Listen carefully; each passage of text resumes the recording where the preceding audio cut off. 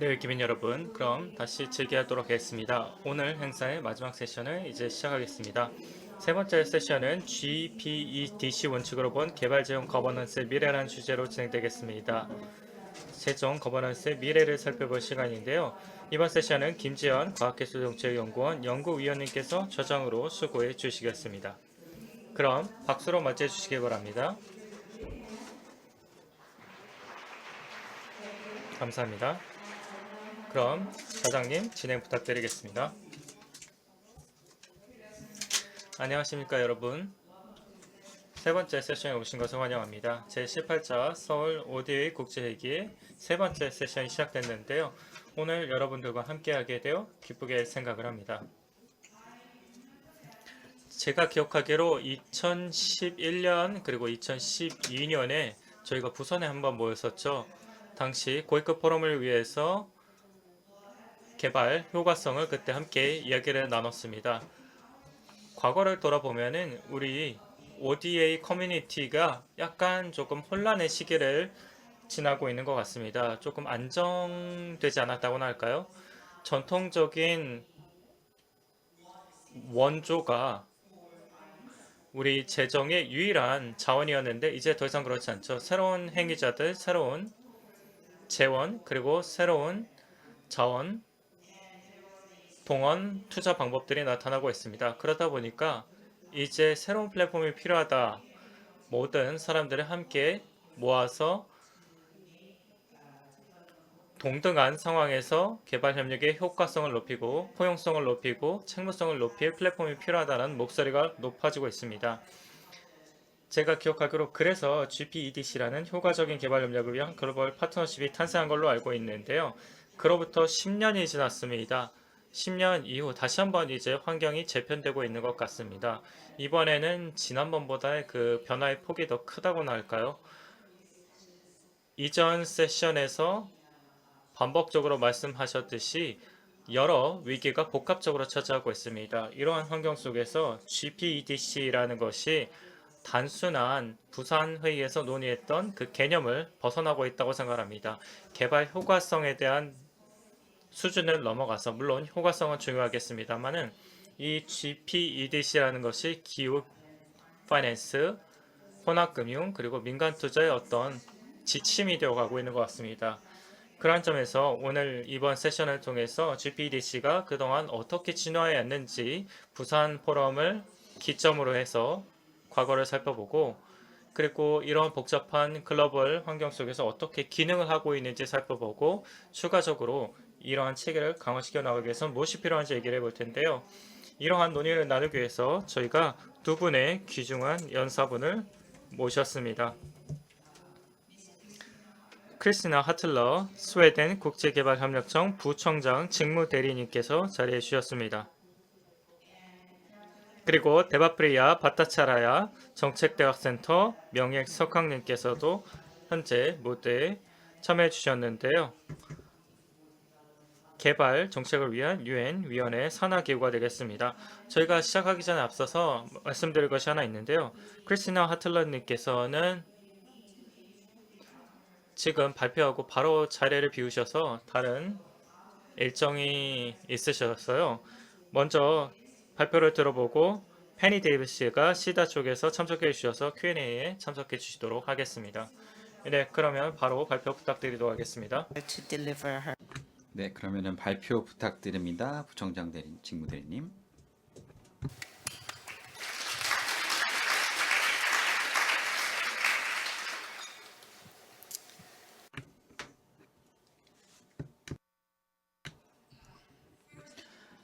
안녕하십니까. 먼저 감사의 인사를 드리며 시작하고 싶습니다. 이런 자리를 마련해 주신 것뿐만이 아니라 부산 포럼도 마찬가지로 마련해 주신 것뿐만이 아니라 이런 효과성 어젠다에 관한 의지에 대해서 감사드립니다. 그리고 부산 컨퍼런스의 그 의지를 잘 이어서 지금까지 마련해 주신 것에 대해 감사드립니다. GPEDC 같은 경우는 효과적인 개발을 위해 그리고 효과적인 개발 협력을 위해 마련되었고 161개국이 지지를 표하였으며 그리고 56개 조직도 마찬가지로 지지를 표한 바 있습니다. 정말 감사한 말씀을 또 한 번 드리고 싶은데요. 한국이 적극적으로 강력한 의지를 갖고 결과문서 도출에 애써주셨다라는 겁니다. 스웨덴 역시도 자랑스럽게 GPEDC 공동의장국 4개국 중 하나로서 활동을 하면서 개발 협력에 있어서 공여국으로 활동을 해왔습니다. 그리고 스웨덴 역시 공동의장으로서 23년도에 활동을 하였고, 그리고 앞으로도 계속해서 공동의장으로서 2026년 말까지 활동을 함께 하게 될 예정입니다. GPEDC 잘 모르시는 분들이 계실 것 같아서 잠깐 시간 내어서 소개를 해드리고자 합니다. 네, GPEDC는 말씀드린 대로 2011년도에 부산에서 체결이 되었습니다. 개발 협력의 효과성을 향상시키기 위한 목적을 갖고 있습니다. 그리고 포용적인 파트너십을 핵심 요소로 하고 있고, 모든 이해 당사자들이 개발 협력에 함께 참여하도록 하는 프레임워크이기도 합니다. 정말 영광스럽게도 당시 2011년도에 GPEDC에 참석했었는데요. 그 후 어젠다들이 계속해서 변화하였고, GPEDC 같은 경우도 많이 발전해 왔습니다. 특히 효과성 원칙에 대해서 많이 개선되었습니다. 국가 주인의식, 결과 중심, 포용적 파트너십, 투명성과 상호 책무성이라는 4개 원칙을 발전시켜 왔습니다. 그리고 여기서 가장 중요한 건 포용적인 글로벌 다자주의 플랫폼이 되었다라는 겁니다. 대화를 위한 플랫폼이 되었고 지식 공유를 위한 플랫폼이 되었다라는 것이 정말 중요하다고 봅니다. 지식 공유에 대해서는 잠시 뒤에 더 말씀드리겠습니다. 그리고 GPEDC의 핵심 강점은 국가 차원의 근거를 기반으로, 그걸 바탕으로 마련되었다라는 겁니다. 그래서 글로벌 모니터링도 가능하고 이를 통해 진전 상황도 저희가 추적을 할 수가 있게 되었습니다. 여기에 대해서도 잠시 뒤에 더 말씀을 드리도록 하겠습니다. 이 논의의 주제는 정말 시의적절하고 대단하다라고 생각을 합니다. 오늘 앞선 오전 발표에서도 몇 차례 언급이 있었던 것 같은데요. 우리 모두가 신중하게 생각을 해야 할 필요가 있습니다. 향후 개발 재원 그리고 거버넌스에 대해서는 신중한 관점을 견지해야 합니다. 그리고 또한 이야기를 나누었던 내용들이 더 있었는데, 세비야 총회를 통해서 패러다임의 변화의 필요성을 강조했다. 그리고 동원이라든지 예산의 할당, 그 다음에 연계, 그리고 개발 재원의 관리에 대한 이야기도 했었습니다. 그리고 우리가 배운 여러 가지 교훈들이 가장 중요하다고 생각을 합니다. 이런 변화에 있어서 가장 중요하다고 봅니다. 그리고 모든 종류의 개발 협력의 경험을 공유하는 것이 필수라고 생각을 합니다. 그래야지만 저희가 파트너십을 강력히 할 수 있고 영향력을 더 키울 수 있으며 지속 가능한 발전의 목표를 달성할 수가 있을 것입니다. 다시 말해서 효과성은 단순히 그냥 하면 좋은 것이 아니라 우리 모두의 노력이 필요한 부분이 된 겁니다. 기후 금융 업무라든지 혹은 공공 민간 펀드라든지 이런 것들의 필수가 된 겁니다. 현재 글로벌 차원에서 분절화가 심해지고 있고 예산 제약들이 커지고 있습니다. 오늘 예산 관련해서는 다양한 관점을 제시해 주신 것 같은데요. 저희가 신중히 생각하고 우리의 공공 재원을 어떻게 잘 활용할 수 있을지 생각해 봐야만 합니다. 그리고 2030 아젠다에 수립한, 그리고 개발 재원 어젠다에서 이야기한 내용들을 어떻게 달성할 수 있을지 생각해야 합니다. 효과성 원칙에 대해서 말씀을 드리도록 하겠습니다. 계속해서 변하는 환경이지만 효과성 원칙은 여전히 유효하다라는 말씀을 드리고자 합니다. 그리고 세비야 약속을 통해서 아주 오랜 효과성 원칙을 우리가 지지해야 된다라는 이야기가 있었는데요. 다시 한번 저희는 이런 개발 협력의 아키텍처를 재활성화하고자 합니다. 지금 화면에 나와 있는 것과 마찬가지인데요.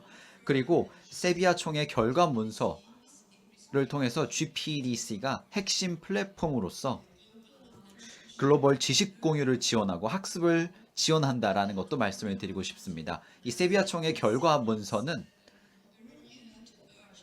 새로운 시급성을 다시 알려준다고 생각을 합니다. 우리가 효과성에 대해 그리고 모든 종류의 개발 협력에 있어서 시급성을 우리가 잘 알아야 한다라고 생각을 합니다. 남남, 북남, 삼각협력 모두가 포함이 됩니다. 물론 다자개발은행의 효과성도 중요합니다. 그렇기 때문에 이 원칙을 우리가 어떻게 적용할 것인가 생각해 봐야 합니다.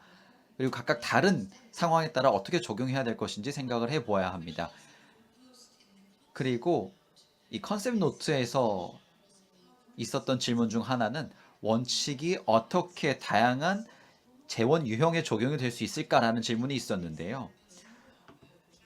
여기에 대해서는 기후금융 관련해서 사례를 좀 말씀을 드리도록 하겠습니다.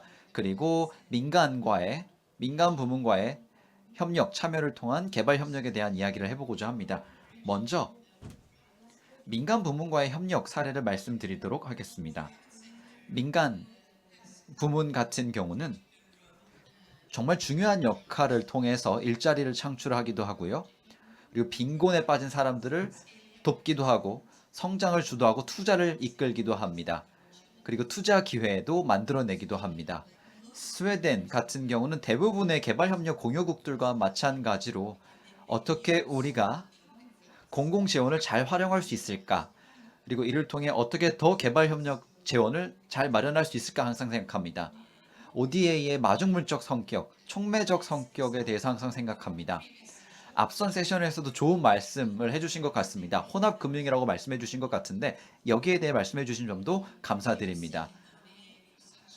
ODA를 보게 되면 저희가 발전에 중점을 두고 그리고 물론 효과성도 저희가 굉장히 많은 노력을 기울이는 부분 중 하나입니다. 근데 아시겠지만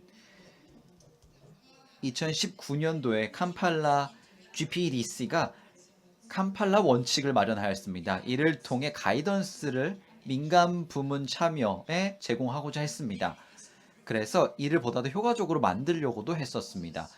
이 프로세스 같은 경우는 굉장히 포용적인 방식으로 진행이 되었고 이 원칙 자체도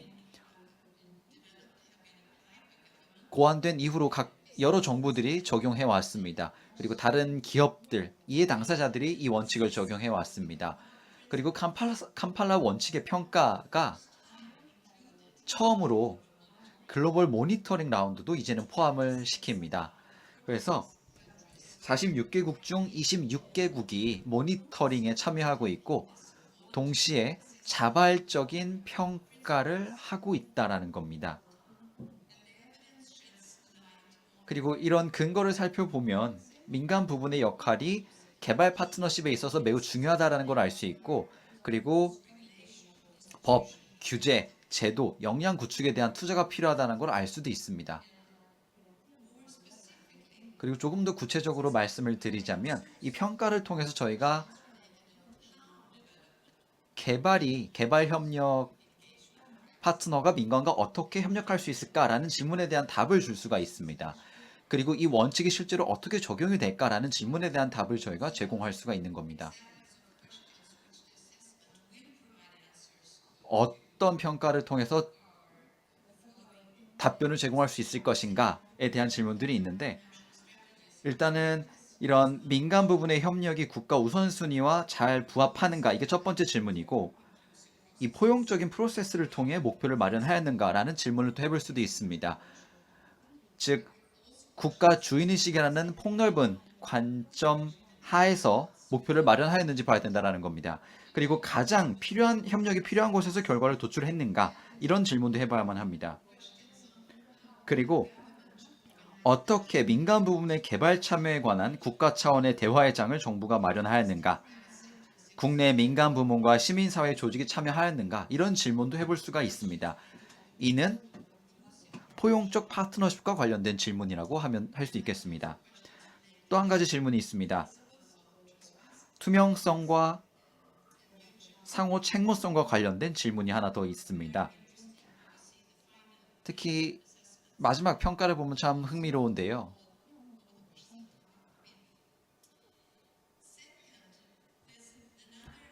그리고 또 다른 분야가 하나 더 있습니다. 이 원칙이 적용될 수 있는 분야가 기후금융인데요. 기후금융에 대해서도 몇 마디 드리고 넘어가도록 하겠습니다.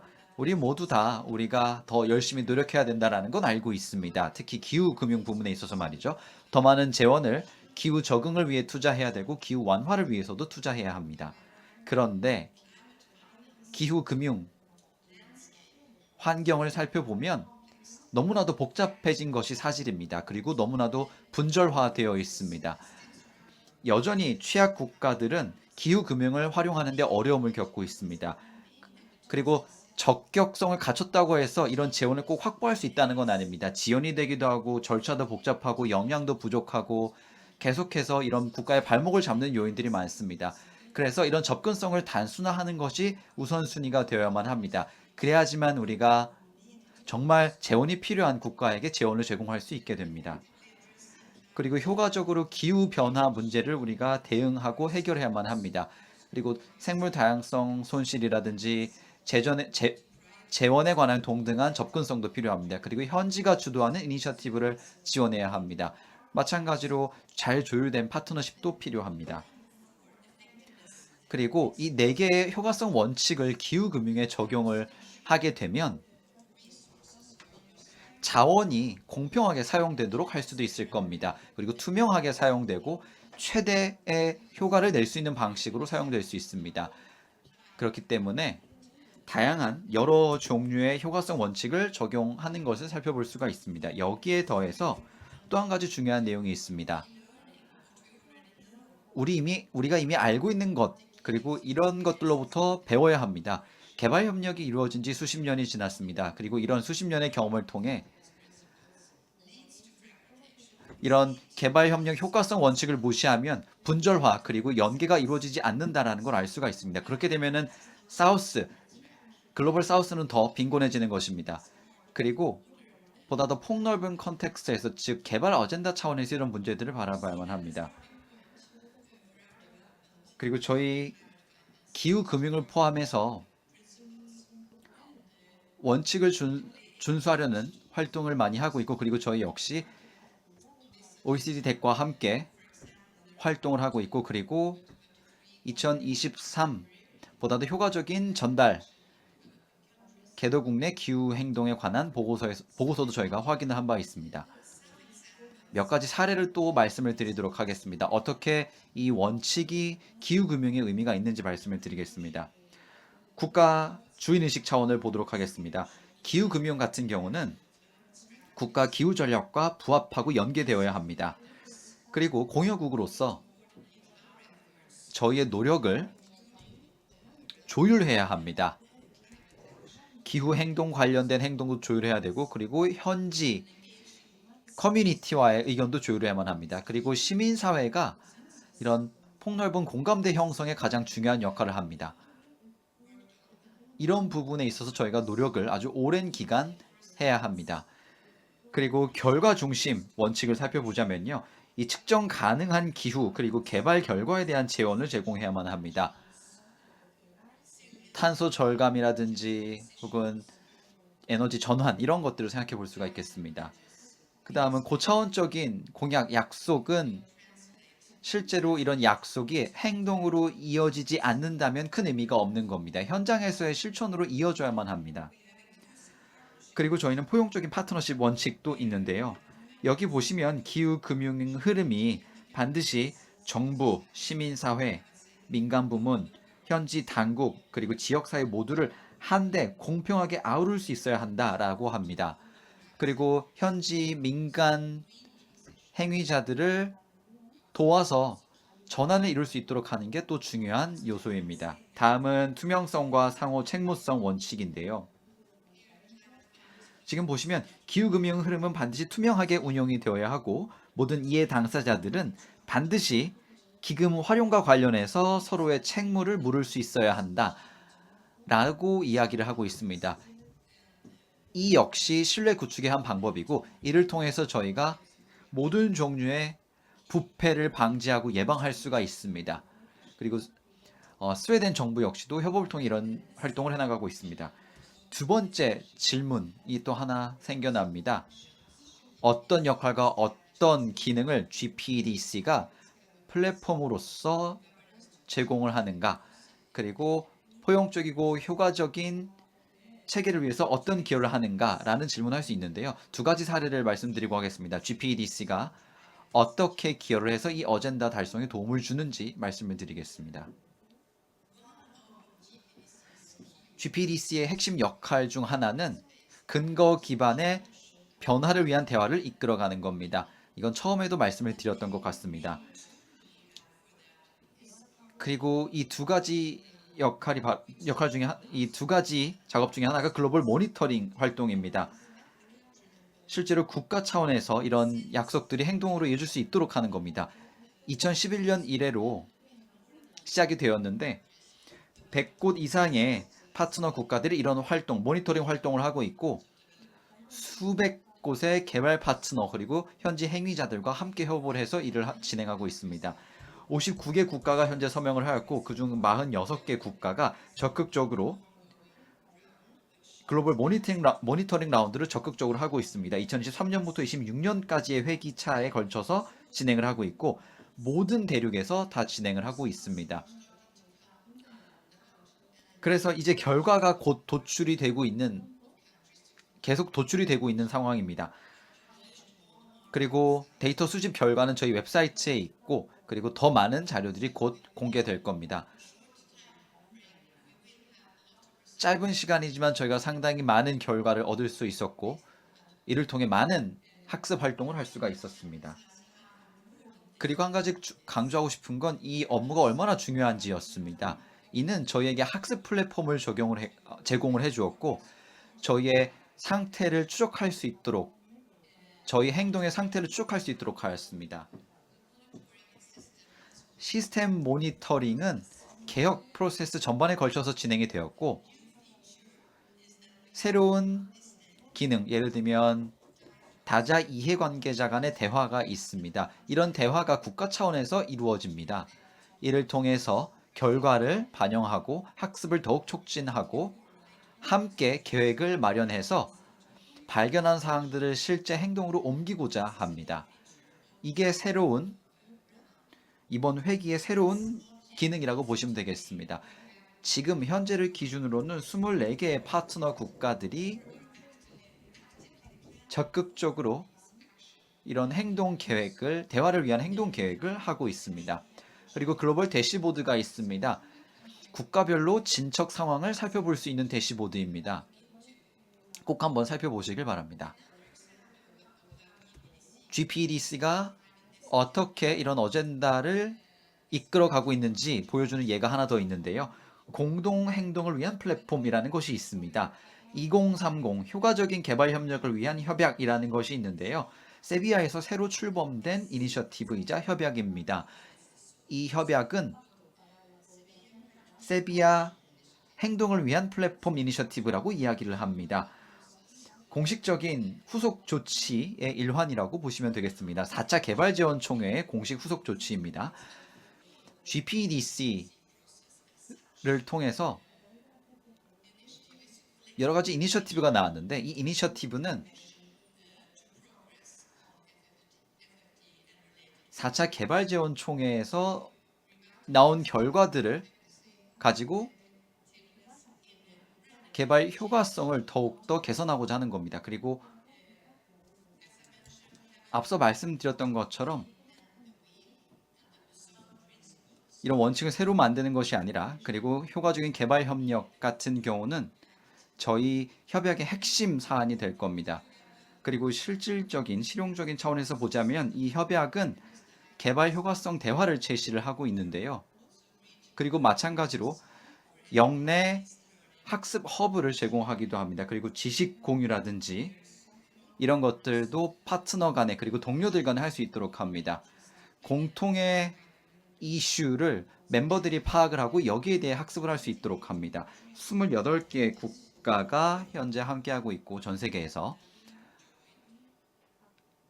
참여를 하고 있는 국가들은 28개 정도가 됩니다. 네, 지금 여기 보시면 여러 국가들이 명시되어 있습니다. 이 협약은 하나의 사례로서 저희의 자원을 한데 모으고 그리고 이런 개발 위한 플랫폼이라고 생각하시면 됩니다. 모든 분들이 함께 할 수 있는 플랫폼이라고 생각을 합니다. 함께 참여해 주시기를 또한 부탁을 드립니다. 여기까지 하고 말씀을 마치도록 하겠습니다. 경청해 주셔서 감사드리고 그리고 이번 이 프로젝트에 함께 해주셔서 감사드립니다. 감사합니다. Sina? 네, 잘 들었습니다. 부총장님께서는 현재 GPEDC를 어떻게 적용하고 있는지 현황에 대해서 잘 짚어주셨는데요. 발표 잘 들었습니다. 크리스티나 부총장님께서는 지금 자리를 비우셔야 돼서요. 박수 다시 한번 부탁드리겠습니다.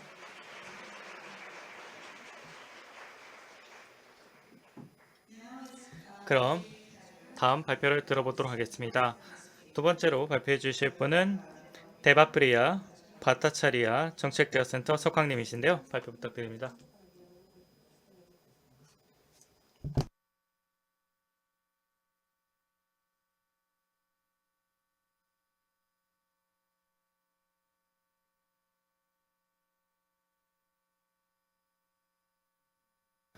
감사합니다, 좌장님. 제가 발표를 시작하겠습니다.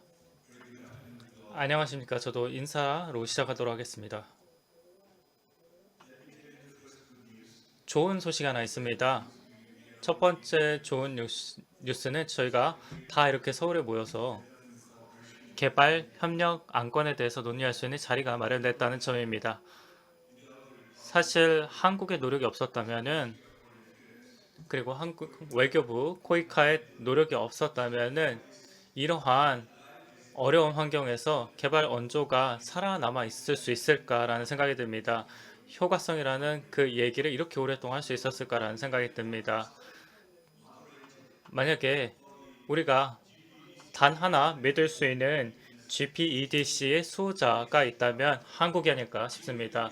한국에게 박수, 그리고 외교부 코이카에 그리고 한국 학계분들께 감사드립니다. 그리고 사실 이 어젠다를 계속해서 지금까지 꾸준히 잘 끌고 오신 한국이 이러한 개발 원조의 어떤 북극성 같은 역할을 해주지 않았나라는 생각에 너무 감사드립니다. 제가 한국 사실 여러 차례 방문했습니다. 몇 년 전에 제가 한국에 왔을 때 GPEDC에 대한 기조연설을 드렸었는데요. 당시 GPEDC 2.0을 고민해야 된다라는 급진적인 얘기를 한 적이 있었습니다. 그래서 다른 사람들에게 조금 도발적인 얘기를 했는데요. 그러한 지적인 자극이 없다면 효과적인 조직을 할 수 없다라고 생각을 해서 제가 말씀을 드렸습니다. 또 좋은 뉴스가 또 하나 있습니다. 제가 이렇게 여기다 적어놨는데요. 지금 제가 쓴 책이 막 나왔습니다. 효과적인 개발 협력을 위한 새로운 글로벌 사우스의 증거라는 제목입니다. 그래서 아까 크리스티나 부총장님께서 얘기하신 모든 원칙을 6개 국가에서 3개 섹터에 걸쳐서 테스트를 했고 그리고 주제별로 저희가 국가 내에서 분석을 해서 자세한 내용을 담아놨는데요. 다시 말해서 제가 여기 발표하는 모든 내용들이 이미 책으로 만나보실 수 있습니다. 책으로 제가 팔고 있기 때문에 공짜로 드릴 수가 없는데요. 사실 경제학적인 입장에서 봤을 때 공짜로 안 드리는 게 맞겠죠. 그렇기 때문에 제 PPT 파일에 나와 있는 내용을 보시고 그리고 오늘 제가 들어보니까요. 한국 사람들이 저를 좋아하긴 하지만 저를 너무 좋아해서 마지막 발표자 자리를 이렇게 저한테 주신 것 같습니다. 하루짜리 행사인데 제가 마지막 발표예요. 사실 아시다시피 하루짜리 행사에서 마지막 발표하는 게 얼마나 어려운 일인지 여러분들 다 아시죠. 그래서 여러분들에게 고통을 주는 자리를 제가 맡게 되었습니다만 이 PPT는 제가 준비하긴 했습니다만 이게 중요한 것이 아니라 남은 시간 동안 여러분들께 그러면 어떤 것들을 기억하고 돌아가야 되는가 이렇게 여러 가지 내용들이 다 있는데 방글라데시 같은 저희 국가로 돌아갈 때 어떤 것들을 우리 염두에 두고 가야 되는가 지금 여기 계신 분들께서 몇 분? 7분이요? 다행이네요. 저는 5명인데 그러면은 먼저 첫 번째부터 시작을 하도록 하겠습니다. 먼저 첫 번째로 만약에 개발 협력이 다음 단계의 진화로 나아가야 된다. 그럼 새로운 내러티브가 필요하다고 생각합니다. 새로운 내러티브를 구축을 해야 됩니다. 세비야 회담은 잘 끝났는데 충분하지 않습니다. 새로운 나래티브를 구축하기에는 부족합니다. 새로운 나래티브는 수평적, 수직적인 논의들을 통해서 다 논의를 끝난 다음에 새로운 내러티브를 만들어야 되는데요. 여기에서는 우리가 ODA에 대해서 얘기하기로 왔으니까 ODA의 역할을 새롭게 재발견해야 된다고 생각합니다. ODA의 새로운 역할. 그렇기 때문에 개발 협력이라든가 개발 니즈 아니면은 시장의 온전성, 시장의 어떤 지출, 모든 사회의 지출 배정을 다시 한번 우리가 검토를 하면서 포괄적으로 재구성해야 됩니다. 근데 ODA의 새 역할을 우리가 고민하는 이 시점에서 ODA의 새로운 리스크도 고민해야 됩니다. ODA의 새로운 역할이 생긴다면 새로운 리스크도 생기겠죠. 그게 당연한 일이라고 생각합니다. 토스티라는 아까 말씀하신 총공적 지원 국제포럼에서 이러한 부분에서 노력을 해주시고 계십니다. OECD의 국가들이 묻고 있습니다. 우리가 대체 왜 거버넌스도 제대로 맞춰져 있지 않고 부패도 발생하고 있는 그 국가에 내가 왜 투자를 해야 되나라고 얘기를 합니다. 그렇기 때문에 지금이야말로 그러한 새로운 내러티브가 필요합니다. 그래서 공급 측만 고민하면서 내러티브를 짤 것이 아니라 수요 측에서 보면서 각각의 공급층과 수요 측의 이해할 관계가 새로운 글로벌 환경에서 어떻게 수렴하는가, 그리고 기존의 ODA는 사실 공급층의 부분은 답변을 줬지만 수요 측은 아니라고 생각합니다. 그래서 이러한 공급과 수요층의 시각을 다 반영할 수 있는 새로운 솔루션이 필요한데요. 그렇기 때문에 지금 ODA에서 활동하고 있는 여기 계신 모든 분들에게 과제는 다시 한번 한 발 물러서서 이 새로운 나래티브를 어떻게 만들어 갈 것인가, 그리고 이러한 새로운 내러티브를 통해서 개발 협력에 대한 이 담론을 다시 한번 어떻게 불을 지필 것인가가 첫 번째 과제가 되겠습니다. 동의하시나요? 동의하시나요? 만약 박수 안 하시면은 여러분들이 동의하신 제가 알 방법이 없잖아요.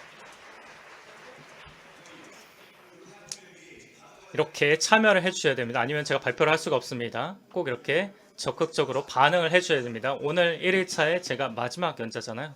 적극적인 참여 부탁드립니다. 두 번째로 제가 오늘 얘기를 듣고 느낀 것 중에 하나가 나라티브 말고요. 두 번째는 세비야. 혹시 이 세비야 약속 결과 문서 보신 적 있으세요? 아마 초안 굉장히 예쁘게 잘 만들었습니다. 그래서 그 초안을 보면서 아, 정말 체계적으로 잘 정리를 했구나. 이러한 노력들이 시간대에 따라서 데이터가 이렇게 취합이 됐고 이런 식으로 결과가 나왔고 지표가 이렇게 나왔고 그리고 프레임워크는 이렇게 구축이 되었구나. 이러한 모든 좋은 내용들, 그 내용에 제가 100% 다 동감을 했고 이러한 모든 것들이 정치적인 담론 속에서 다 살아남구나라고 느꼈는데 이제 그런 결과물을 냈으니까 이제 행동으로 옮겨야죠. 측정할 수 없다면은 행동의 결과를 우리가 알 수 없다라는 게 SDG를 통해서 우리가 배운 결과입니다. 이제는 모니터링 프레임워크가 필요한 단계라고 생각을 합니다. 아마 UN 대사에서 오신 분들도 다 동의하실 텐데요. 개발 데이터 같은 것들 그리고 지표, 우리의 노력들 그리고 관련 활동이라던가 관련 제도라던가 사업들이 모두 마련이 되었는데 이게 글로벌 차원에서의 사업이잖아요. 그래서 저희 같은 사람들 사우스에서 사는 저와 같은 사람들이 이런 것들의 진척 과제 그리고 모니터링 단계를 우리가 어떻게 알 수 있을 것인가. 글로벌 차원도 좋은데 각각의 지역 수준에서 사우스에서 사는 사람들이 그리고 전체 개발에서 뒤쳐져 있는 사람들이 현장에서 그 변화들을 어떻게 느끼고 측정해야 될 것인가. 그래서 두 번째로 말씀드리고 싶은 부분들은 프레임워크가 필요한 겁니다. 모니터링이란 프레임워크, 정확하게 현 상황을 반영할 수 있는 실시간 데이터, 오래된 데이터는 필요 없고요. 적절한 벤치마크를 통해서 점진적인 변화를 추적할 수 있는 데이터가 필요합니다. 그리고 각각 국가별로 정책이 일관되게 집행되고 있다는 그런 수원국의 어떤 성과와 관련된 데이터들이 필요하고 어떤 행동 변화가 있는지에 대한 데이터가 수원국 입장에서 공유국 입장에서 필요합니다. 그래서 두 번째를 정리하자면 반드시 모니터링 프레임워크가 있어야 됩니다. 탄탄하게 모니터링을 해서 세비야에서 우리가 했던 약속들을 이행할 수 있게 해야 됩니다. 동감하시나요? 박수 감사드립니다. 그럼 세 번째로 넘어가도록 하겠습니다. 세 번째로 말씀드리고 싶은 부분은 세비야 결과 문서를 보시면 아시겠습니다만 저는 개인적으로 이런 기대를 했습니다. GPDC를 주창하는 사람으로서 GPDC에 대한 내용들이 좀 많이 반영됐으면 좋겠다라고 기대를 했습니다. 좌장님 고개를 끄덕끄덕 해주셔서 감사한데요. 최소한 모니터링 사안에 관해서는 그리고 전망에 관해서는 GPDCD 모니터링 데이터를 사용할 수밖에 없을 겁니다. GPDC 모니터링이라는 것이 GPDC의 두 가지 책무성을 다 달성할 수 있는 방법이라고 생각합니다. 제가 조인 서포트 팀에 참여를 해서 전문가 그룹에 참여를 해서 모니터링 프레임워크를 재개편하는 업무를 받았습니다. 지금 기존의 모니터링 체계 같은 경우에도 제가 만들긴 했는데 제 잘못은 아닙니다. 다른 사람이 잘못 만든 부분도 분명히 있기 때문에 100%제 잘못은 아니라고 생각은 합니다. 어쨌든 세 번째로 중요한 것은 GPDC와 그리고 세비야 결과물의 이행단을 잘 연계해야 된다고 생각합니다. 어떤 계획에 따라서 아까 말씀해 주셨던 것 같습니다만은 어떤 계획에 따라서 행동 계획을 해야 되고 이런 부분들은 잘 짚어 주셨는데 그 과정에서 이런 연계성을 만들어서 그냥 그런 꿈만 우리가 조지면서 지표만 만들 것이 아니라 원칙만 지킬 것이 아니라 프레임워크를 만들어서 모니터링을 하게 되기를 바랍니다. 그렇기 때문에 우리가 어떻게 좀 더 탄탄한 상호 연결성이 확보된 GPDC과 그리고 세비야 결과 문서 간 연계성을 만들 것인가 이게 세 번째 동감하시나요?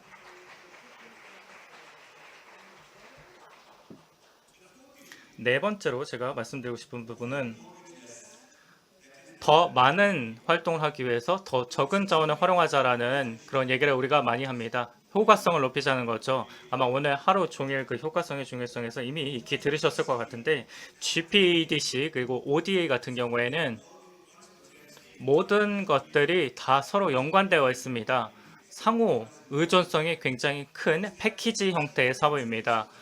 GPDC 원칙에서도 이미 보셨을 것 같고 또 제가 개인적으로 연구해 보니까 각종 연구에서도 그런 얘기를 하고 있고 이전 연사도 말씀을 해주셨습니다만은 이러한 증거들을 보시면은 이 모든 것들이 현실에 기반을 해서 각각의 맥락별로 굉장히 특수하게 작용한다라는 것은 이미 강조를 했는데요. 그래서 제가 얘기하고 싶은 다음 이슈는 GPEDC 그리고 국제사회가 굉장히 복잡한 환경에 놓여 있다는 겁니다.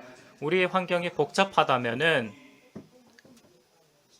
우리가 각각 국가의 특수성 그리고 지역성을 어떻게 우리가 잘 파악을 해서 이 GPDC를 지역성에 맞게 해석할 수가 있을까요? 사실 저소득국 같은 경우에는 대부분의 경우 중저소득국 같은 경우에는 사실 너무 뒤쳐져 있고 분쟁에 항상 노출되어 있고 언제나 기후변화의 어떤 그 결과물들에 노출되어 있습니다.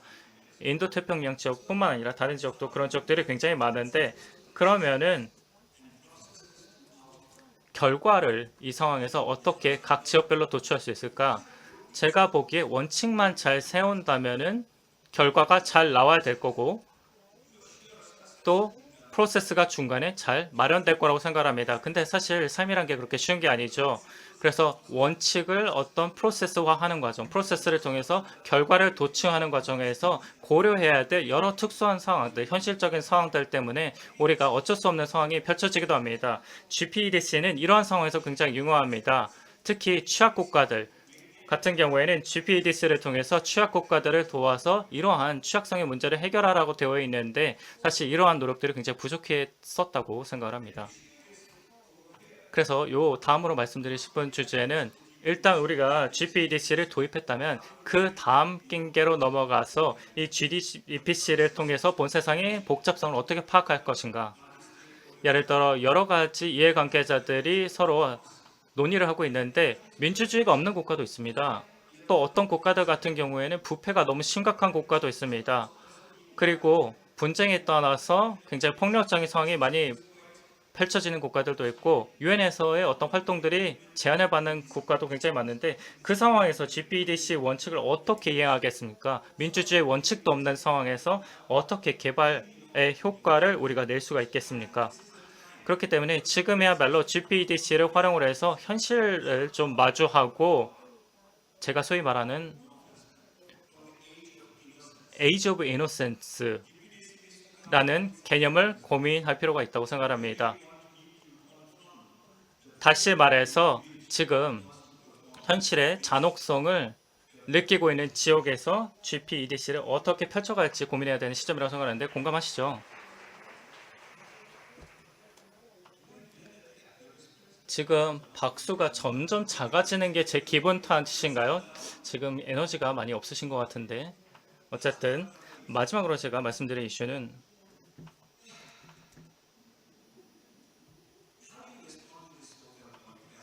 이 다층적 위기를 GPDC로 어떻게 극복할 것인가 사실 이게 가장 큰 현안 중에 하나입니다. 여러분들 중 많은 사람들이 다층적 위기다라고 얘기하는데 사실 굉장히 많은 경우 지금 이 영향을 직접적으로 받고 있지 않는 지역에서 다층적 위기를 얘기하면서 그 다층적 위기가 뭐라고 무엇인지 정의하는 것을 굉장히 꺼립니다. 그 자체로도 위기라고 생각하는데요. 두 가지로 나눠서 좀 설명드리겠습니다. 지금은 와해적인 개발 혹은 발전이 나타나고 있습니다. 다시 말해서 그 와해적인 발전이라는 그런 얘기에 대해서 뭐 여러 가지 정의가 있겠습니다만 특히 제가 몇 주 전에서 함부르크에 있을 때 그 와해적인 개발이 무엇인지 정의에 대해서 굉장히 갑론을 오갔었던 그런 기억이 있습니다만 어쨌든 다자주의 시스템이 지금 무너지고 있다는 얘기를 사람들이 합니다. 다자주의 시스템이 지금 무너지고 있고 지금의 시대는 소위 말하는 다극 세대가 펼쳐지고 있다. 굉장히 많은 강대 국가들이 여기저기에서 나타나고 있다라고 합니다. 그렇다면은 개발 협력을 이 상황에서 어떻게 추진할 것인가? 공여국, 수원국으로 나눠졌던 과거의 개념을 이 다층적 위기 시대에 적용할 수 있을 것인가? 아시다시피 그 밖에도 인도주의적인 위기가 다층적으로 찾아오고 있습니다. 난민이라던가 기후라던가 여러 오만 가지 문제들이 나타나고 있는데 개발, 협력, 정책을 본다고 했을 때 각각의 지소들을 보면 아시겠습니다만은 굉장히 긴 그림자가 드리워져 있습니다. ODA의 원칙을 통해서 투자를 하고 교육을 하던 그 시절의 그리움이 드리우고 있고 안보를 이유로 그리고 전략적인 국익을 이유로 ODA를 멀리하고 있습니다. 안보와 전략적인 국익이라는 것이 우리가 얘기했던 나래티브를 뒤엎고 있습니다. 수요책이 됐든 공급책이 됐던 ODA에 대한 내용들이 다 국익보다 덜 우선시되고 있습니다. 상호 관세도 보시면은 지금 전 세계 가장 큰 국가가 지금 상호 관세를 매기고 있죠. 이거는 다자주의 원칙에 위반되는 모습입니다. 이러한 새로운 남반구에 있는 국가들이 또 여러 국가가 부상을 하면서 다층적 위기를 만들어내고 있는데 이 환경에서 개발 협력이라는 것이 어떻게 살아남을 수가 있을까요? 제가 말씀드리고 싶은 점은 이 모든 것들의 해결책은 제 센터가 그 답을 갖고 있습니다. 정책 대화를 위한 센터를 제가 운영하고 있는데요. 저희 CPD의 이름인 이 대화가 해결책이라고 생각합니다. 대화를 해야 됩니다. 대화를 통해서 서로의 이견 차이를 좁히고 북반구와 남반구의 이견 차를 좁히고 그와 동시에 가진 자와 못 가진 자의 사이의 간극을 좁히고 개발 원조를 좋아하는 사람과 그렇지 않은 사람들 간의 간극을 좁힐 수 있는 것은 대화입니다. 그리고 전략적인 국익과 안보를 우선시하는 사람과 대화를 해야 됩니다. 그쪽에 보고 있는 우려사항은 무엇인지 그리고 우리가 생각하는 우려사항은 무엇인지를 서로 나눠야 됩니다. 박수 안 치시나요?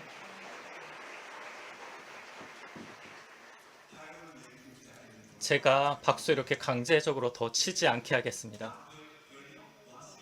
마크 트웨인이 이렇게 얘기했죠. 즉석 연설을 하기 위해서는 2주 준비를 해야 된다. 제가 즉석 연설을 3시간 만에 만들었거든요. 그래서 이렇게 박수 많이 쳐주셔서 감사드리고요. 제가 기운을 많이 얻었습니다. 항상 제가 참석할 때마다 기쁘네요. 감사합니다. Thank you, Dr. 감사합니다. 데라프리아 박사님. 많은 생각할 거리를 던져주시는, 그리고 행동을 촉구하는, 그리고 너무나도 해안이 가득한 의견 감사드립니다. 감사합니다. 지금 무대에 박사님과 함께 페니님께서 올라와 주셨는데요. 이번에 토론 함께 해주실 예정입니다. 질문 몇 개를 청중분들로부터 받고 시간이 조금 더 남으면 제가 질문을 드리도록 하겠습니다. 발표자분들께.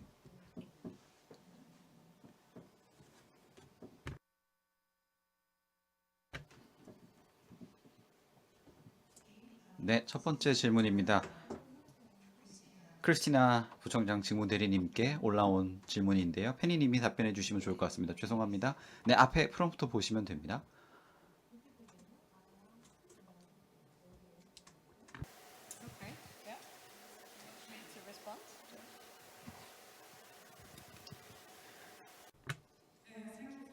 네, 질문 대단히 감사합니다. 어느 정도는 크리스티나님께서 답변을 해주신 내용이라고 생각이 드는데요. 굉장히 많은 생각을 할 수 있었던 발표를 들었기에 답변을 더 드리겠습니다. 어떤 식으로 이런 새로운 개발 효과성 원칙을 적용할 수 있을 것인가에 대한 것인데, 이 개념 자체를, 원칙 자체를 새로 만드는 것이 아니다. 아직 유효하다라는 말씀을 해주신 것 같은데요. 어떻게 이를 적용할 것인가? 이 원칙을 어떻게 좀 적용해서 다른 행위자들에게 적용할 수 있을 것인가? 라고 말씀 주신 것 같은데, 저희 모두가 다 기쁘게 생각하는 게 있는데, 사실 글로벌 모니터링이 최초로 평가를 우리가 하고 있다. 캄팔라 원칙을 통해 하고 있다라고 말씀드렸습니다. 이 캄팔라 원칙 같은 경우는 효과성을 강화하고자 하는 겁니다. 개발 협력에서 민간 참여 강화를 원하는 것이고, 어떻게 더 효과적으로 함께 일할 수 있을까에 관한 겁니다. 어떻게 우리가 현지 부분에 혹은 국내 차원에서 개발 지원을 더 향상시킬 수 있을까? 이런 새로운 참여자들이 우리의 목표와 어떻게 부합하도록 만들 수 있을까? 이런 내용입니다. 저희가 공동의 목표가 있기 때문에 함께 할 때 훨씬 더 잘할 수 있다는 겁니다. 상당히 많은 이 모니터링 라운드에 많은 국가가 함께하고 있고, 그리고 이 저희가 협상 과정에서 봤던 이 리뷰 과정 같은 경우도 여전히 유효하다라는 겁니다. 그렇기 때문에 일단은 결과문서에서 확정이 되었다라는 게 굉장히 기쁘게 생각을 하는 점이고요. 그리고 저희는 말만 하는 게 아니라 실제로 행동으로 옮겨가고자 합니다. 이제는 행동을 위한 대화가 이어지고 있다라는 겁니다. 더 많은 활동을 해야 되고, 그리고 책무성도 가지고 있어야만 합니다. 모니터링 라운드 프로세스 전체가 책무성에 관한 것이라고 생각을 합니다. Thank you. 네, 감사합니다. 말씀 대단히 감사합니다. 네, 그 다음 질문은 데바프리아님께 드리도록 하겠습니다.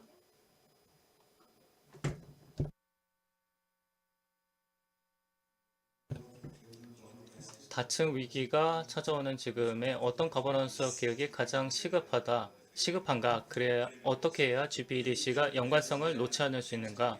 제가 어릴 때, 저 아직 어리긴 합니다만은 제가 젊었을 때만 하더라도 사실 제가 모든 것에 답을 알고 있다고 생각을 했습니다. 치기 어렸죠. 근데 이 좋은 질문을 보니까 사실 답변을 드리는 것보다 이 질문 자체가 너무 대단하다라는 말씀을 먼저 드려야 될 것 같고요. 사실 GPDC 가버넌스 문제는 굉장히 중요한 주제입니다. 예전만 하더라도 수원국이 전혀 대표성이 없었던 그런 시절이 있었는데요. 이제 그 운영이라던가 아니면 조인트 리더십을 보면은 수원국이 참여하고 있습니다. 예전에는 시민사회가 참여하지 않은 시절도 있었는데 이제는 참여하고 있죠. 물론은 지금은 아마 임원 수준은 아닌 걸로 알고 있는데 그럼에도 불구하고 여전히 예전에 참여하지 않았던 그런 국가들이 참여하고 있고 그리고 시민사회에 대한 컨설팅이라도 최소한 받는 경우가 많습니다. 그리고 많은 국가들이 말씀드렸다시피 민주주의가 없는 국가도 많다고 했죠. 그럼에도 불구하고 이러한 GDPC를 좋아하는 그런 시민사회도 있고 그렇지 않은 시민사회도 있습니다. 좋아하는 시민사회 아니면 정부와 조금 연합해서 비판적인 시각을 보내는 시민사회도 있습니다. 그리고 민간의 참여를 보시면은 민간 부문 같은 경우에는 저희가 항상 재원의 어떤 재원으로서 저희가 생각을 하는데 민간의 기여, 특히 비민간 기구, 어떤 인도주의적인 기구라든가 이런 기구들의 참여도 높아지는데 이런 참여를 어떻게 이끌어낼 것인가. 그리고 사우스 같은 경우에는 두 개의 역할이 있죠. 페루나 멕시코 같은 경우에는 공여국이자 수여국이고 방글라데시 역시도 미얀마와 함께 12억 달러의 규모의 기금을 조성을 해서 난민 문제를 해결하고 있는데 이런 식으로 서로의 역할이 굉장히 다변화되고 있습니다. 그럼에도 불구하고 가버넌스가 그걸 100% 반영하고 있지 않습니다. 쉽다는 말이 아닙니다. 물론 DEC가 굉장히 오래 기간 동안 공역으로서 굉장히 여러 가지 역할을 해주신 건 감사드립니다. ODA는 아직까지도 개발 원조에서 굉장히 중요한 위치를 차지하고 있는 건 맞습니다만은 다시 한번 좀 고민할 때 시점이라고 생각을 합니다. 좀 더 효과적인 협력을 하기 위해서는 어떤 가버넌스가 필요할 것인가? 가버넌스 개혁이라는 것은 제가 사실 개발도상국에서 왔다 보니까 이런 말씀을 드리는지 모르겠습니다만은 정부들이 말하는 것이 꼭 사람들이 원하는 게 아닐 수도 있거든요. 이런 국가들의 정부 입장과 시민의 입장이 다를 수가 있습니다. 민주주의가 없는 국가들 같은 경우에는 이런 차이를 어떻게 우리가 모니터링할 것이고 어떻게 관리에 반영할 것인가 이러한 이견차를 우리가 파악을 하지 못한다면은 특히 그런 개도국 같은 경우는 임팩트를 평가하기가 굉장히 힘듭니다. 사람들의 의견이 박연되지 않고 부패가 굉장히 심한 국가들 같은 경우에는 평가가 쉽지가 않습니다. 이것도 굉장히 어려운 부분 중에 하나죠. 그렇기 때문에 다자주의적인 어떤 기구들이 해당 지역에 가서 국권을 침투해서 뭔가를 활동을 할 수 없다 보니까 이런 부분도 우리가 충분히 고민을 하면서 좀 더 효과적으로 정부의 대응을 이끌어낼 수 있는 방법을 생각해야 됩니다. Penny. 네, 페니님. 네, 정말 중요한 질문이라고 생각을 합니다. 말씀드렸던 것처럼 제가 오랫동안 시민사회 활동을 한 경험으로 말씀을 좀 드리자면 그리고 당연히 민주주의적인 차원의 문제도 있을 수 있을 것이고요. 현재 우리가 플랫폼을 가지고 있죠. 그리고 모든 이해관계자들이 함께 협업을 하기 위해 참여할 수 있습니다. 굉장히 특별한 겁니다. 이걸 우리가 증진시켜야 되고 잘 활용을 해야 합니다. 특히 다자주의 시대에서 다자주의 시대가 위험에 놓인 상태에서 이를 적극적으로 활용해야 한다라는 겁니다. 모두나 다 환영한다라는 겁니다. 거버넌스 구조 같은 경우는 남남 협력 제공자라든지 여러 대표자들한테 유엔 시스템도 있고요. 시민사회도 있고 민간 부문도 있고 그리고 당연히 박애주의적, 인도주의적 그런 조직 단체들도 있을 겁니다. 그렇기 때문에 보다도 효과적으로 우리가 대응을 플랫폼을 통해 해야 된다라는 겁니다. 네, 감사합니다. 제가 하나만 더 말씀드려도 될까요? 사실 제가 좀 나이가 많이 들어서 다 한 번에 기억이 안 나서 제가 답변을 이렇게 나눠서 드리는데요. 어쨌든 가버넌스에 대해서 제가 한 말씀 더 드리자면요. 점자 OECD 공유 국가가 국가 수준에서 다양한 활동을 해야 된다고 생각을 합니다. 예를 들어서 뜻을 같이 하는 공유국들의 어떤 개발 파트너십 사업들을 보시면요. 그리고 관련자들이랑 얘기를 해서 GPEDC에 대해서 얘기를 하면은 뭐 협력위원회라던가 사무처에서 GPEDC가 뭔지도 모릅니다. 다시 말해서 GPEDC에 대한 개념 자체도 모르고 관련자들과 접촉도 안 합니다. 그래서 어떤 사업을 전개한다고 했을 때 모니터링 하시나요 했을 때 그런 사업에 배정된 어떤 전담 인력은 없는데요 라고 얘기를 합니다. 그렇기 때문에 거버넌스뿐만 아니라 오너십 문제도 있는 겁니다. 각각의 국가별로 국가의 GPEDC에 대한 어떤 전담 인력이 필요하다는 생각까지 듭니다. I like to 네, 질문 하나만 더 각각 한 분씩께 드리도록 하겠습니다.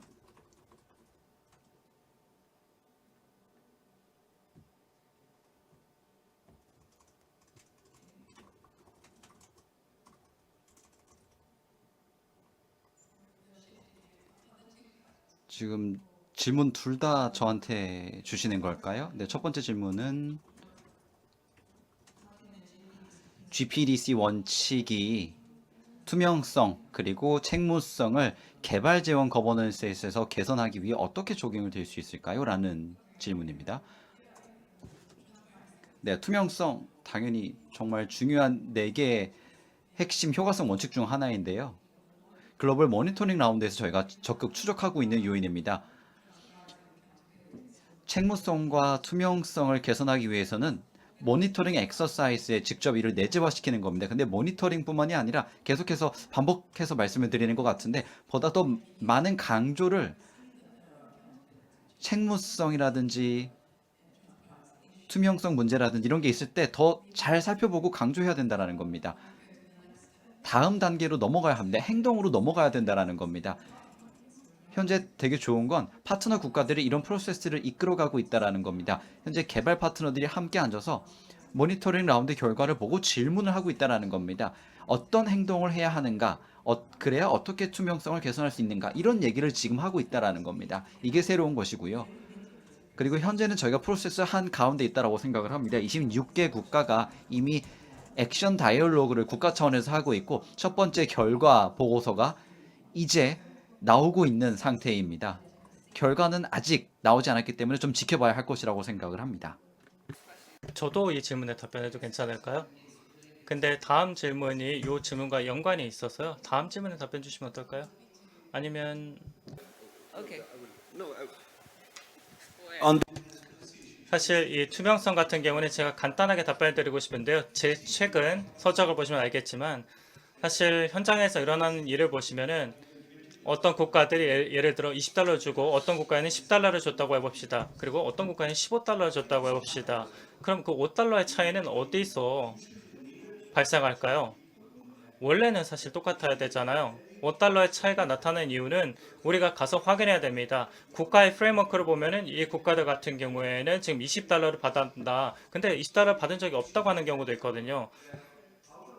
그래서 이 5달러의 차이 같은 경우에는 뭐 본사에서 썼을 경우도 있고 아니면은 이걸 배분하는 과정에서 쓸 수도 있고 나중에 가보니까 한 2달러 정도는 예를 들어 뭐 각 국가의 어떤 이민자에게 줄 수도 있습니다. 예를 들어 우리 국가들 같은 경우는 이민자가 이 20달러에 포함이 돼서 어떤 돈을 받게 되는 거죠.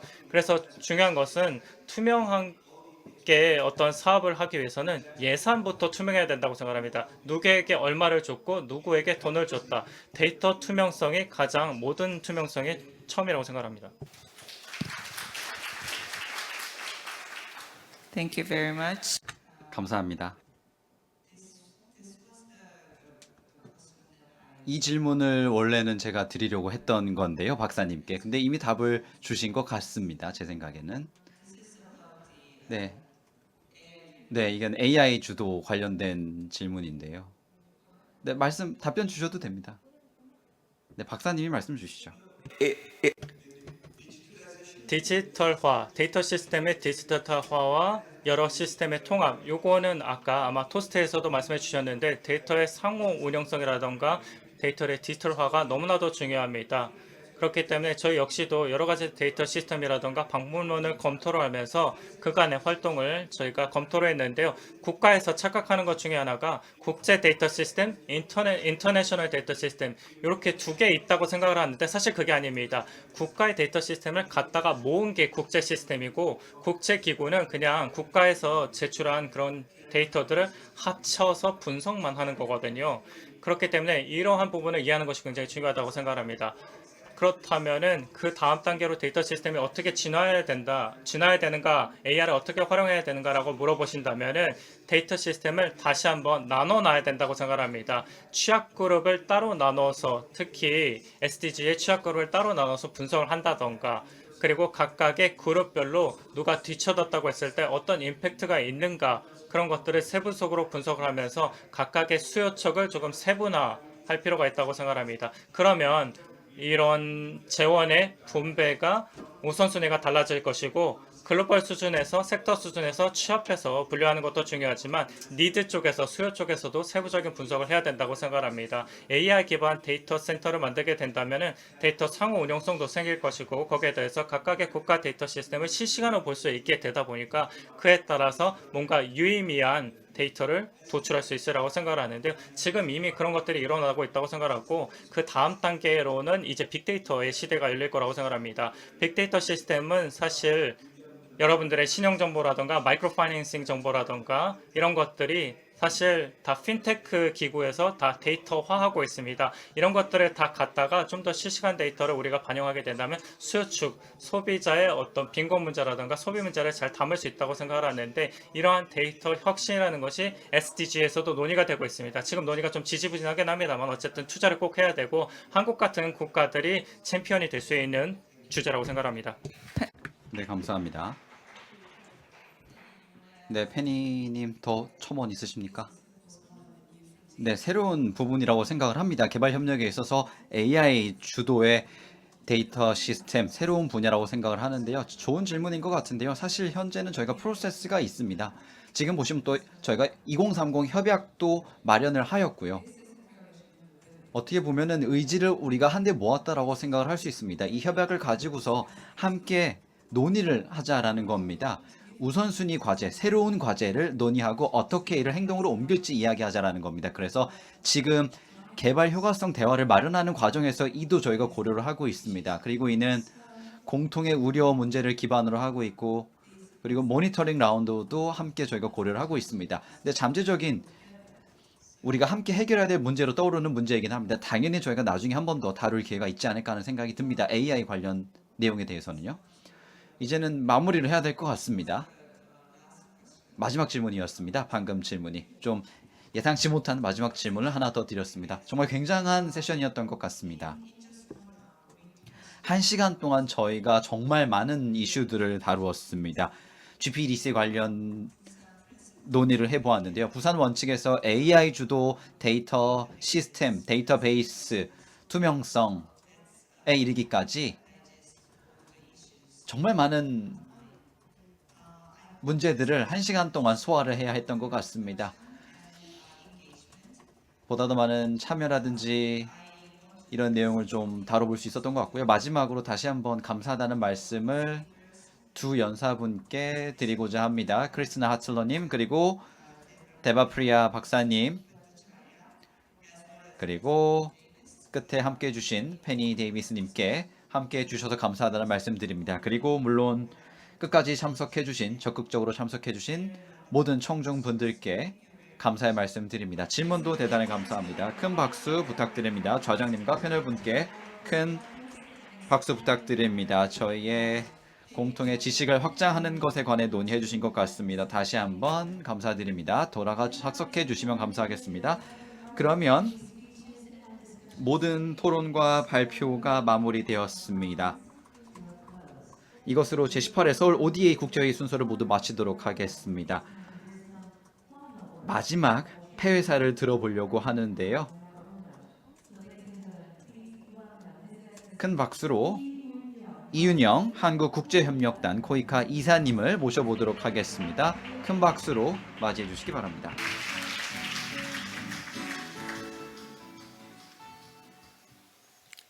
네, 방금 소개받은 코이카 이윤영 이사입니다.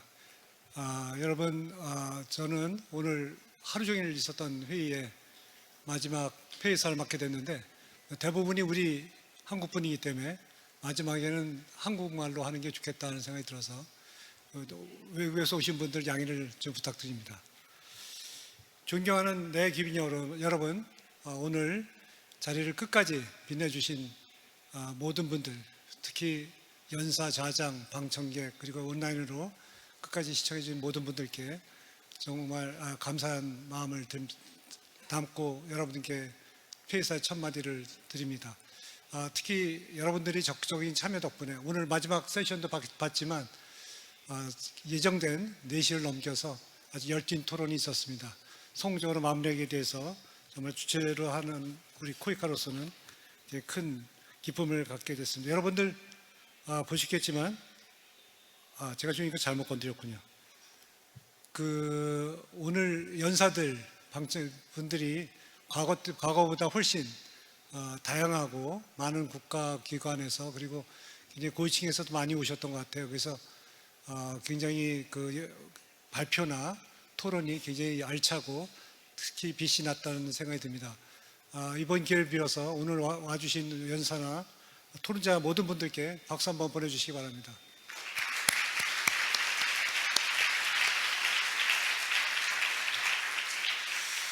제가 간단히 요약을 하면 오늘 회의는 무엇보다도 급변하는 국제 상황에 따라서 국제개발협력의 새로운 변화의 필요성을 다시 한번 확인하는 자리라고 생각합니다.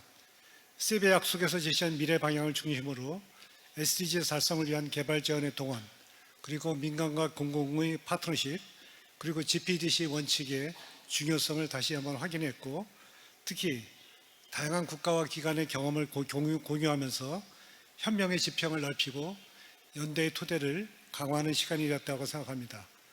오늘 회의를 간단하게 정리를 하면 첫 번째 세션, 제4차 개발지원 총회와 한국의 기여 세션에서는 세비야 약속 선언이 마련된 규범과 방향성 그리고 도전 과제들에 대해서 소개하였고, 토스트 프레임워크에 통한 투명하고 포괄적인 개발 지원의 측정의 의미에 대해서 우리가 살펴보았습니다. 아울러 한국이 책임있는 파트너로서 국제개발협력의 개혁 그리고 특히 개발 지원의 거버넌스의 개선에 기여할 수 있는 방안을 제시했다고 생각합니다.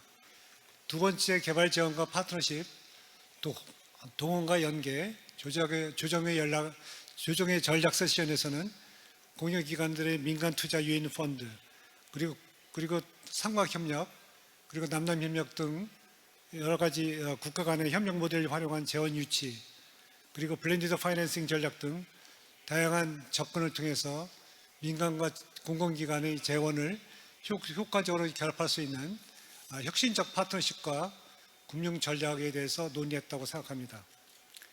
마지막으로 GPDC 원칙으로 본 개발 지원 거버넌스의 미래 세션에서는 GPDC 4대 원칙의 유효성과 확장성에 대해서 논의를 가졌고, 이를 기후나 민간 지원 협력에도 확대 적용할 필요성, 그리고 아까 부패 문제까지 여러 가지 많은 어떻게 하면 GPDC를 더 활성화할 수 있는지에 대해서도 다양한 논의가 제안이 됐습니다.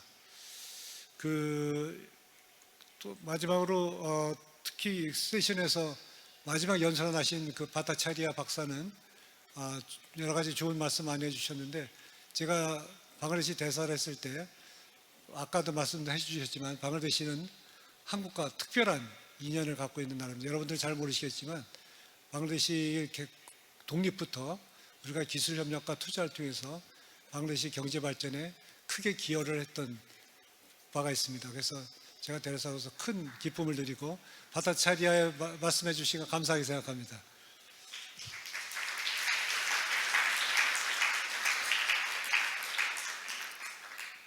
존경하는 귀빈 여러분, 그리고 참석자 여러분, 오늘 국제회의는 우리 모두에게 조금 전에 제가 말씀드린 대로 분명한 메시지를 전하고 있습니다.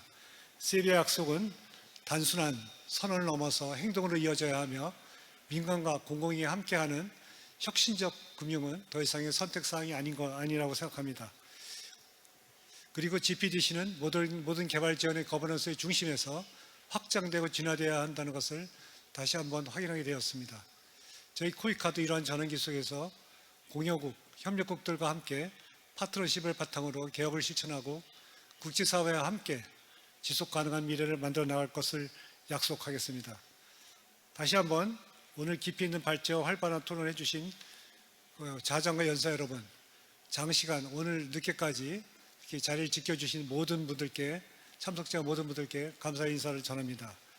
또한 국제의 성공적인 개최를 위해서 열과 성을 다해 주신 우리 직원들, 코이카 직원, 코웍스 직원, 그리고 우리 진행하신 분 너무 고생이 많으셨습니다.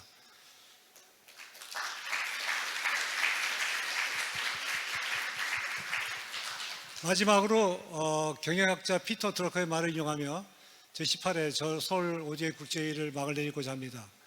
격변의 시대의 가장 큰 위험은 격변 자체가 아니라 어제의 논리로 행동하는 것이다 하는 격언이 있습니다. 우리가 앞으로 개혁과 변화를 향한 강한 그리고 열린 마음과 의지를 바탕으로 우리는 새로운 협력을 위한 준비로 함께 나아갈 것을 약속드리며 같이 나가십시다. 여러분 감사합니다. Thank you very much for your attention. Yes. 네, 대단히 감사합니다. 이사님.